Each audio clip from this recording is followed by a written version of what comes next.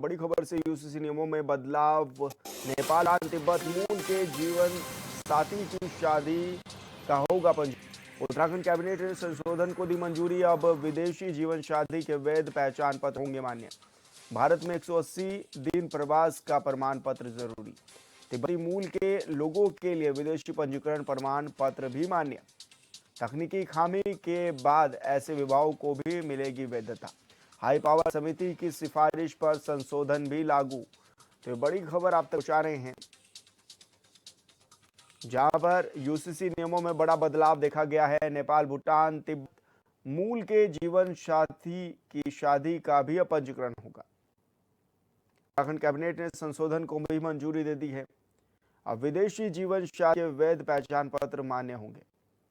भारत में 180 दिन प्रवास का प्रमाण पत्र अब जरूरी होगा। तिब्बती मूल के लोगों के लिए विदेशी पंजीकरण प्रमाण पत्र भी मान्य होगा। और समय तक योगेश आर्य हमारे साथ लाइव जुड़ गए हैं। योगेश, क्या कुछ जानकारी मिल रही है, किस तरह का फैसला कैबिनेट ने लिया है यूसीसी को लेकर?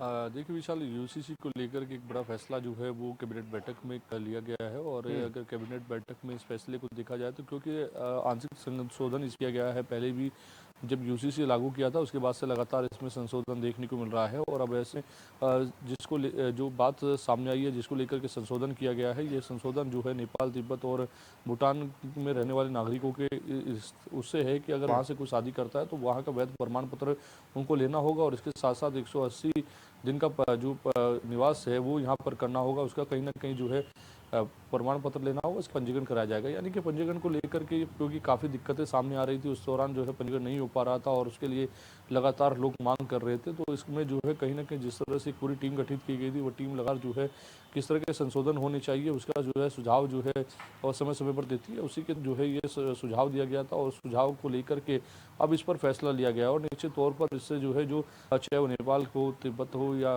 भूटान हो, वहाँ के जो नागरिक है चाहे वो यहाँ पर शादी करते हैं तो निश्चित तौर पर उनको जो है जब वो 180 दिन का प्रवास करेंगे और जो है वैध प्रमाण पत्र उनके पास वहाँ का होगा अपने देश का, तो निश्चित तौर पर उसके बाद उनको यहाँ पर पंजीकरण मिल जाएगा। तो ये कराने के लिए जो है पूरी क्राइटेरिया रखा गया है।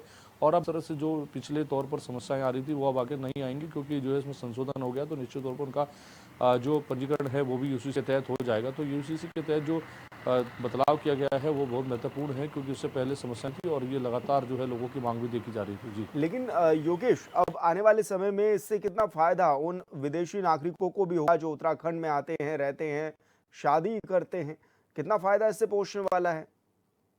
हाँ देखिए बिल्कुल, क्योंकि वो शादी करते हैं और शादी करने के बाद यहाँ रहते हैं तो निश्चित तौर पर उन्हें पंजीकरण कराना होगा, क्योंकि यूसीसी लागू किया गया है। उत्तराखंड में यूसीसी लागू होने के बाद जो कानून उसमें बनाया गया है उसके तहत तो वो पंजीकरण कराना बेहद आवश्यक है। और पंजीकरण कराने के बाद ही उन्हें काफ़ी समस्याओं का सामना करना पड़ रहा था, उनका पंजीकरण जो है वो रद्द हो रहा था। तो उसमें जिस तरह की इंस्ट्रक्शन जो है वहाँ से दिए गए थे कि किस तरह से उनमें बदलाव होना चाहिए, किस तरह के उन्हें अपने दस्तावेजों को देना होगा, तो ये तमाम चीज़ें सामने आ रही थी। जब इस तरह की समस्याएं लगातार सामने आने लगी तो उसके बाद जो है जो इसमें टीम गठित की गई है वो टीम के पास ये समस्या पहुंची। उसके बाद उन्होंने इसमें ये तय किया गया कि इस पर जो है सरकार के समक्ष ये पूरी समस्या को रखना चाहिए, उन्होंने वहाँ पर रखा। उसके बाद कैबिनेट में आंशिक संशोधन के बाद ये फैसला लिया गया है कि वह चाहे नेपाल के हो, तिब्बत के हो, भूटान के हो, वहाँ का वैध प्रमाण पत्र उन्हें दिखाना होगा। उसके बाद 180 दिन का प्रवास जो है वो भी करना होगा। उसके बाद जो है उनको यूसीसी के पंजीकरण को जो है मिलेगा। तो निश्चित तौर पर जो है अब यूसीसी पंजीकरण करना उनके लिए थोड़ा आसान हो जाएगा, क्योंकि इसमें संशोधन हो गया है। और निश्चित तौर पर ये बड़ा संशोधन इसको हम देख सकते हैं, क्योंकि यूसीसी लागू होने के बाद कई कड़ाइयाँ सामने आने लगी थी और कई तरह के आंशिक संशोधन जो है समय समय पर कैबिनेट बैठक में किए भी गए हैं। और इसी के चलते ये जो संशोधन हुआ है इससे निश्चित चाहे नेपाल हो, चाहे तिब्बत हो, चाहे भूटान हो, उनके लोगों को फायदा होगा। और इसके साथ साथ उन लोगों को फायदा होगा जो वहाँ पर उससे शादी करते हैं, यहाँ से शादी करके वहाँ जाते हैं, तो निश्चित तौर पर उनको जो है फायदा होगा। क्योंकि बड़ी समस्याएं जो है शादी के पंजीकरण को लेकर के आती हैं और उसके लिए प्रमाण पत्र की आवश्यकता होती है। और प्रमाण पत्र जब दिखाया जाता है तो कई बार वो भी रद्द की समस्या आ जाती है, क्योंकि कानून में इस तरह का संशोधन नहीं था। और ये संशोधन है तो निश्चित तौर में बेनिफिट्स जो है मिलते हुए नजर आएंगे। बिल्कुल योगेश, बहुत शुक्रिया आपका तमाम जानकारी साझा